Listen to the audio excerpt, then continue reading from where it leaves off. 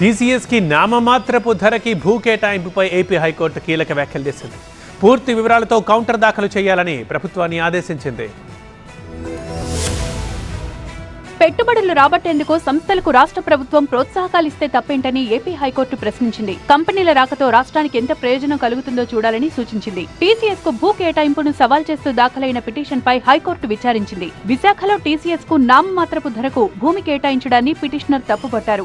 రాష్ట్ర అభివృద్ధి ప్రారంభ దశలో ఉందని టీసీఎస్ ను ఆకర్షించేందుకు నామమాత్రపు ధరతో ప్రభుత్వం భూమిని కేటాయించి ఉండొచ్చు. ఎంత రేటుతో కేటాయిస్తున్నారనేది కాదు, ఆ సంస్థ రాకతో రాష్ట్రానికి ఎంత ప్రయోజనం కలుగుతుందో చూడాలని హైకోర్టు స్పష్టం చేసింది. టీసీఎస్ 1370 కోట్ల రూపాయల పెట్టుబడితో 12,000 ఉద్యోగాలు కల్పిస్తుందని ప్రభుత్వం చెప్తోంది. ఐటీ వృద్ధితో హైదరాబాద్, బెంగళూరు ఎలా ఉన్నాయో చూస్తున్నాం కదా అని హైకోర్టు వ్యాఖ్యానించింది.